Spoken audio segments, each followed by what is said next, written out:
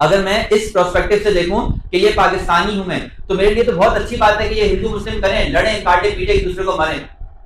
ان کو تو تباہ کرنے کی ضرورت ہی نہیں ہے. یہ تو ہندو مسلم سے، مسلم سکھ سے، سکھ ہندوؤں سے، اور یہ دلت ہندوتوا سے، سناتن دلتوں سے، یہ تو آپس میں لڑ کے مر جائیں گے. یہ تو اتنے شیشے کے کمزور گھر میں بیٹھے ہوئے ہیں کہ اگر 4 آدمی جا کے ایک کنکر اٹھا کے آتے ہیں تو پورا ملک تباہ و برباد ہو جاتا ہے. کہ اگر میں پاکستانی ہونے کی حیثیت سے دوں کہ مودی جیسا عالمگیر وزیر اعظم ان کو مل ہی نہیں سکتا، ان کو چاہیے کہ 50 سال اس سے حکومت کرائیں تاکہ جب وہ ہٹے تو کم از کم بھی یہاں پر 30 سے 40 کروڑ لاشیں بچی ہوئی.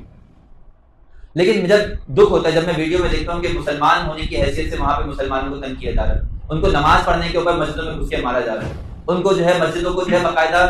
تیر و تلوار، اور ان کے سامنے کتنی ہزاروں ویڈیوز ہیں ان کے جب سے گزرتے ہیں، موب گزرتے ہیں، جو ہندوؤں کے جو نغمے ہیں، نعتیں ہیں بت پرستی پر مبنی، وہ مسجد کے آگے کھڑے ہو کے باقاعدہ بوفروں سے چلاتے ہیں، باقاعدہ پتھراؤ کر دیتے ہیں مسجد کے اوپر، اور یہ انتظار کرتے ہیں کہ اگلا ذرا سا پن کر کے تو دیکھیں، پھر ہم گھس جائیں گے اور گھس کے سب سے تہس نہس کر کے آگ لگا دیں گے اور کہیں گے ابتدا تو انہوں نے کی تھی. اس طرح کی سازشیں کر رہے ہیں، اور باقاعدہ ان کو سیاسی، باقاعدہ ان کو سماجی، باقاعدہ ان کو کیا کہتے ہیں پولیٹیکل، باقاعدہ ان کو وہاں پر جو ہے گورنمنٹ کے ریسورسز کی پوری پروٹوکول حاصل ہے، پوری ان کی سپورٹ حاصل ہے.